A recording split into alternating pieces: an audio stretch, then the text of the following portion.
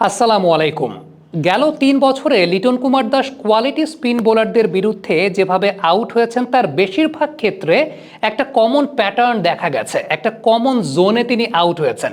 আমরা একটু ভিডিও দেখতে দেখতে যদি পর্যালোচনা করি, খেয়াল করে দেখবেন ম্যাক্সিমাম ক্ষেত্রেই লিটন কুমার দাসের আউট হওয়ার ক্ষেত্রে কমন জোনটা হচ্ছে মিড অন অঞ্চল এবং মিড উইকেট অঞ্চল, এবং সেক্ষেত্রে তিনি মোটামুটি উইকেট থ্রোই করে দিয়ে এসেছেন। মিড অনে পুশ করতে গিয়ে আপিস পুশ কিংবা কখনো কখনো ফ্লিক করতে গিয়ে মিড উইকেট অঞ্চলে তিনি ধরা খেয়েছেন। এখন এই ঘটনাগুলো যখন একবার ঘটে তখন আপনি বলতে পারেন যে ইনসিডেন্টাল ঘটনা, দুইবার যখন ঘটে তখন আপনি বলতে পারেন ওয়েল কিছু একটা প্রবলেম তো আছে, তিনবার চারবার যখন ঘটে তখন কিন্তু আপনি বলতে বাধ্য যে অপোনেন্ট টিম আপনাকে প্ল্যান করে এভাবে আউট করছেন। এখন একটা ক্ষেত্রে যে বলটা তিনি স্টাম্পিং হয়েছেন কেশব মাহারাজের, সেই বলটা যদি ব্যাটে লাগতো, টাইমিংটা না হতো, সেক্ষেত্রে মিড অন বা মিড উইকেট অঞ্চলে তিনি ধরা খেলেও কিন্তু খেতে পারতেন। সো একটা কমন প্যাটার্ন, একটা কমন জোনে কোয়ালিটি স্পিনারদের এগেইনস্টে তাকে আমরা আউট হতে দেখেছি এবং অপোনেন্ট টিম প্ল্যান করেই তাকে ওই ব্লাইন্ড স্পটে বল করেছে। এই যে ব্লাইন্ড স্পট কথাটা বললাম, একটু আমরা পিচ ম্যাপটা খেয়াল করে দেখি। এই যে আউটগুলো লিটন কুমার দাস হয়েছেন, কোথায় বল পিচ করেছে খেয়াল করে দেখেন। বেশিরভাগ ক্ষেত্রেই বল পিচ করেছে আউটসাইড লেগ স্ট্যাম্প অঞ্চলটা, বা যেটাকে আমরা ব্লাইন্ড স্পট বলে থাকি।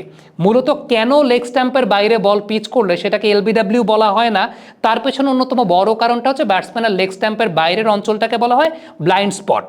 আরেকটা বল যেটা আশ্বিনের বলটাতে তিনি আউট হয়েছেন, সেটা ব্লাইন্ড স্পটে ছিল না, কিন্তু লিটন কুমার দাস সাফল করে তার হেড পজিশনটাকে এমন একটা জায়গায় নিয়ে গিয়েছিলেন, সেটাও তার জন্য একটা ব্লাইন্ড স্পট তৈরি করেছিল, অর্থাৎ তিনি জোর করে একটা ব্লাইন্ড স্পট তৈরি করেছিলেন। সো এই যে ব্লাইন্ড স্পটে বল পিচ করলে লিটন কুমার দাসের এক্ষেত্রে মিড উইকেট বা মিড অন অঞ্চলে উইকেট থ্রো করে দিয়ে আসার কোয়ালিটি স্পিন বোলিংয়ের এগেনস্টে একটা প্রবণতা আছে, এটা কিন্তু উল্লেখযোগ্য, এবং অপোনেন্ট টিম তাকে নিয়ে এইভাবে পরিকল্পনা করে আউট করেছে। সুতরাং ইন্ডিয়া সিরিজে ইন্ডিয়ার কোয়ালিটি স্পিনাররাও যে সেম পরিকল্পনাটাই করবে, সেই ব্যাপারে লিটন কুমার দাসকে এবং বাংলাদেশের কোচিং প্যানেলকে সতর্ক থাকতে হবে। অনেকে জিজ্ঞেস করতে পারেন এই যে ব্লাইন্ড স্পট যেটাকে আমরা বলছি, ব্লাইন্ড স্পট বিষয়টা আসলে কেন বলা হয়, কেন এই জায়গায় খেলাটা কঠিন, কিংবা এই ব্লাইন্ড স্পট বিষয়টা আসলে কি। এই ব্যাপারে বুঝতে গেলে শুরুতে যে বিষয়টা আমাদের জানতে হবে, যেটা আমরা ম্যাক্সিমাম মানুষই জানি, সেটা হচ্ছে আমরা যে চোখে কোনো কিছু দেখি আসলে সেটা আমরা কিভাবে দেখি। কোনো বস্তু থেকে আলো এসে যখন আমাদের চোখের রেটিনায় পড়ে তখন আমরা সেই বস্তুটাকে দেখতে পাই, কিন্তু আমাদের চোখের রেটিনাতে একটা অঞ্চল আছে যে অঞ্চলটাকে বলা হয় অপটিক ডিস্ক। সেই অপটিক ডিস্কে কোনো ফটো রিসেপ্টর নাই। সুতরাং কোনো একটা বস্তু থেকে ওই অ্যাঙ্গেল থেকে এসে যদি সেই অপটিক ডিস্কে আলো পড়ে, ওই জায়গাটা আমরা দেখতে পাই না এই কারণে, কারণ ওই অপটিক ডিস্কের অঞ্চলটাতে কোনো প্রকার ফটো রিসেপ্টর নাই।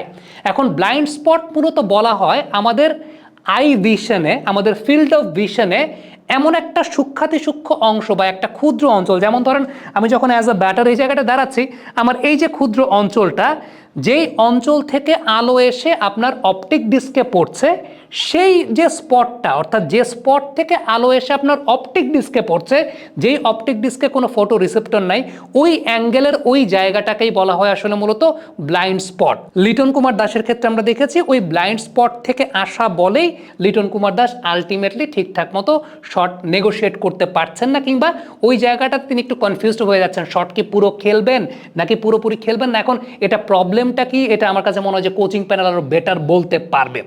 এখন আমরা যদি আরেকটু ডিটেইলে আর একটু গভীরভাবে একটু খেয়াল করে দেখি, আমরা একজন ব্যাটসম্যানের হেলমেট ভিউ থেকে যদি একটু লক্ষ্য করি, হেলমেট ভিউ থেকে লক্ষ্য করলে যে বিষয়টা আসলে দেখা যায় যে একজন ব্যাটারের ফিল্ড অফ ভিশন মূলত 4টা ভাগে বিভক্ত। নাকের পাশে যে চোখের অংশটা আছে, ওই জায়গাটাকে বলা হয় নেজাল ফিল্ড, এবং তার অপোজিট সাইডে হচ্ছে টেম্পোরাল, উপরের দিকে আপওয়ার্ড, নিচের দিকে ডাউনওয়ার্ড। এখন আপনার যে অপটিক ডিস্কটা বা একজন ব্যাটসম্যানের যে অপটিক ডিস্কটা, সেই অপটিক ডিস্কটা মূলত টেম্পোরাল অঞ্চলে অবস্থিত। এখন ডানহাতি ব্যাটারের জন্য আপনি বুঝে নেন যে তার টেম্পোরাল অঞ্চলটা থাকে কোন দিকে, বাঁ দিকে থাকে, একদম বাঁ দিকের কোনায় চোখের যে অংশটা, এবং সেই জায়গাটাতেই মূলত আসলে অপটিক ডিস্কটা অবস্থিত। সো ডানহাতি ব্যাটার যখন, খেয়াল করে দেখেন, এই যে ডানহাতি ব্যাটার যখন এইভাবে ব্যাটিং করতে দাঁড়াচ্ছেন, এই যে আমার বাম চোখের যে এই যে জায়গাটা, এই জায়গাটাতে আমার অপটিক ডিস্ক অবস্থিত, এই জায়গাটাতে আমার নেজাল পাটা এই জায়গাটাতে টেম্পোরাল, এই জায়গায় আপওয়ার্ড, এই জায়গায় downward. So ultimately Liton Kumar দাসের ক্ষেত্রে প্রবলেমটা এই জায়গাটাতেই হচ্ছে। এই অংশে যে বলগুলো আসছে, আমরা যদি আবারও তার পিচ ম্যাপটা খেয়াল করে দেখি যে ওই অংশে যে বলগুলো আসছে, সো ওই বলগুলোর এগেনস্টে লিটন কুমার দাস কনফিউজড হয়ে যাচ্ছেন যে শর্ট কি ফুল খেলবেন নাকি ফুল খেলবেন না, কারণ ওই ফিল্ড অফ ভিশনে আমার কাছে মনে হয় যে একটা প্রবলেমের জায়গা তো অবশ্যই ক্রিয়েট হয়েছে বা একটা প্রবলেমের জায়গা হয়। এবং যখন একটু কোয়ালিটি স্পিন বোলিং খেলেন যেখানে টার্ন বেটার আছে এবং বাউন্স ভালো পাচ্ছে, বলের রোলিং বেশ ভালো, তখন খুব সম্ভবত এই প্রবলেমগুলো অনেক বেশি মাত্রায় হয়ে থাকে।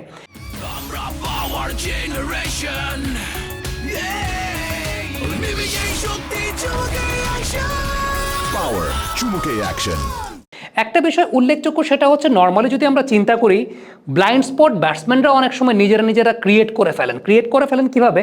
আমাদের সাবকন্টিনেন্টাল ব্যাটসম্যানদের একটা বড় প্রবলেমের জায়গাটা হচ্ছে ট্রিগার মুভমেন্ট নিয়ে আমরা অটো অ্যাক্রস শেপে চলে যাই। সো অটো অ্যাক্রস শেপে যখন যাই এখানে আমার একটা ব্লাইন্ড স্পট আসলে এমনিতেই ক্রিয়েট হয়ে যায়।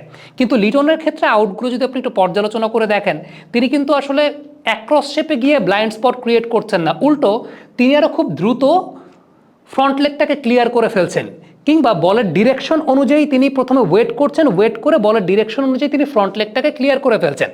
এখন তাহলে লিটন কুমার দাসের আসলে এই ধরনের বলের ক্ষেত্রে পুশ করতে গিয়ে প্রবলেমটা কোথায় হচ্ছে, কেন তিনি উইকেট হারিয়ে ফেলছেন? এটা কি সাইকোলজিক্যাল কোনো প্রবলেম কিনা, এটা কি আসলে ওই পার্টিকুলার মোমেন্ট অফ রাশ কিনা, একটা কনফিউশন কাজ করে কিনা, সেই ব্যাপারগুলোই কিন্তু আসলে একটা টিমের যারা কনসালটেন্ট থাকেন, কোচেস থাকেন, অ্যাসিস্ট্যান্ট কোচ থাকেন, ব্যাটিং কোচ থাকেন, তাদের কিন্তু এই বিষয়গুলো ফাইন্ড আউট করাটা খুব জরুরি। এখন আমি যদি এই জায়গা থেকে বলি যে লিটনের এইটা করা উচিত, ওই প্রবলেম, এখন এক একজন ব্যাটসম্যানের প্রবলেমটা ইন্ডিভিজুয়াল এক এক রকম। লিটনের ক্ষেত্রে এই টাইপের বলে কি প্রবলেম হচ্ছে সেটা কোচরা আইডেন্টিফাই করবেন, কোচরা সেটা নিয়ে কাজ করবেন।